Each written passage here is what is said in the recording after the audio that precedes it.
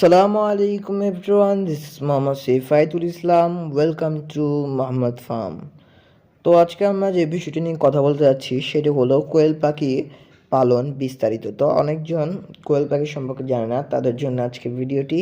তো চলো ভিডিও শুরু করা যাক। ভিডিও শুরু করার আগে বলছি যে আমার চ্যানেল নতুন, অবশ্যই আমার চ্যানেল সাবস্ক্রাইব করে দেবেন। ভিডিওগুলো ভালো লাগলে লাইক এবং বন্ধুদের কাছে শেয়ার করে পাশে থাকবেন। আর গত ভিডিওতে আসলে আমি ভিডিওটি এডিট করার সময় হয়তো ভয়েসটি ভালো করে রেকর্ড হয়নি, যেটার কারণে রিমুভড হয়ে গেছে।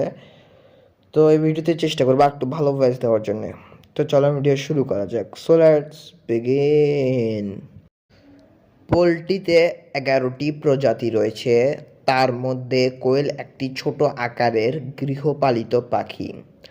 অন্যান্য পোলট্রির তুলনায় কোয়েলের মাংস এবং ডিম গুণগতভাবে শ্রেষ্ঠ।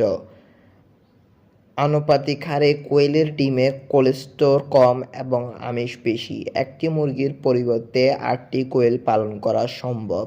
কাজের বাড়ি আঙ্গিনায় ঘরের কানে 10-20টি কোয়েল অতি সহজে লালন পালন করা যায়। কোয়েল পাখি প্রতিপালন করে পারিবারিক পুষ্টি যোগানের সাথে সাথে অতিরিক্ত কিছু আয় করা সম্ভব। স্বল্প মূল্য, অল্প জায়গায় অল্প খাদ্যে কোয়েল পালন করা যায়।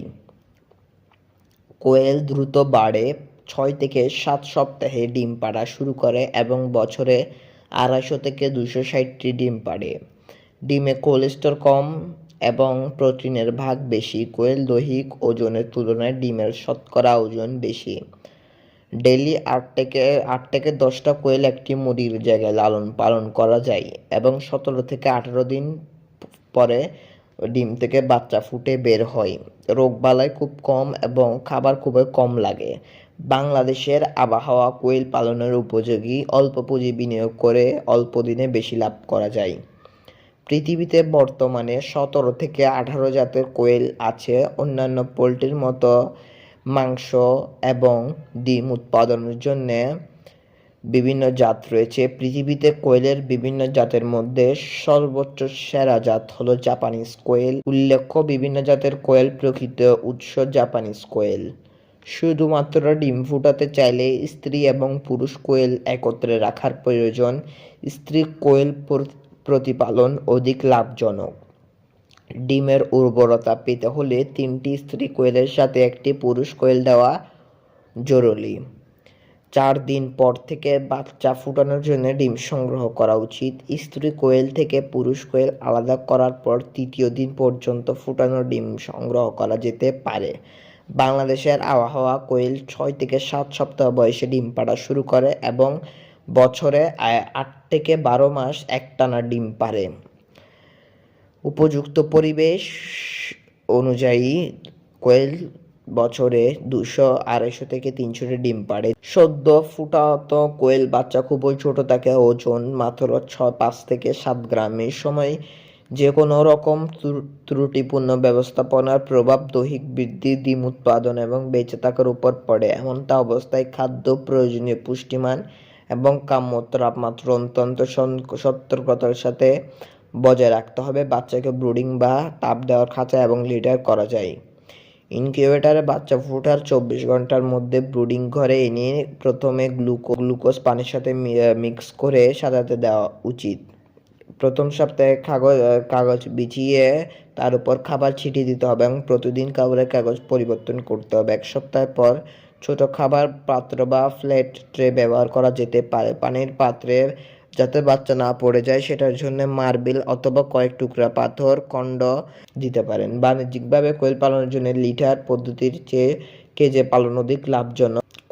কোয়েলের ঘরে পর্যাপ্ত আলো বাতাসের ব্যবস্থা রাখতে হবে। তাপমাত্রা 50 থেকে 70 ডিগ্রি ফারেনহাইট হওয়া ভালো। স্ত্রী কোয়েল এবং পুরুষ কোয়েল যত তাড়াতাড়ি সম্ভব ভাবে একসাথে রাখতে হবে। বাচ্চা বাড়ন্ত অথবা প্রজন্ম কাজে ব্যবহৃত কোয়েলের জন্য স্ট্যান্ড রেশন বাজারে সহজলভ্য নয়। কোয়েলের রেশনকে 3 ভাগে ভাগ করা যায়, যথা ব্রয়লার, স্টার্টার, বাড়ন্ত এবং লেয়ার বা ব্রিডার। ডিম উৎপাদন ধরে রাখার জন্য গরমে 3.5% ক্যালসিয়াম প্রয়োজন। খাবারের পাত্র বাচ্চা অবস্থায় ট্রে বা ছোট খাবারের পাত্র দিতে হবে যেন খাবার খেতে কোনো রকম অসুবিধা না হয় প্রতি 28টি বাচ্চার জন্য একটি খাবার পাত্র দেওয়া উচিত।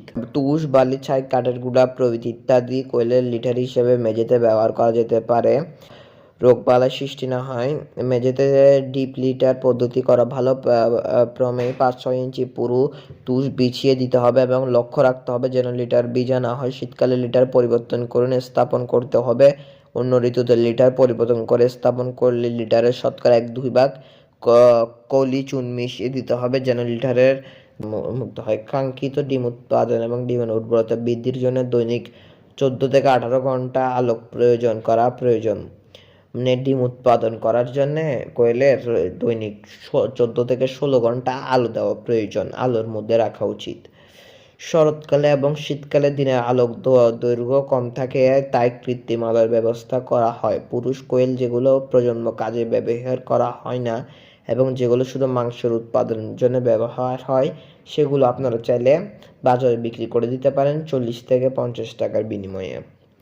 কোয়েলের রোগবালাই নেই বললেই চলে। সাধারণত কোয়েলের ভ্যাকসিন অথবা কৃমিনাশক ওষুধ দেওয়া হয় না,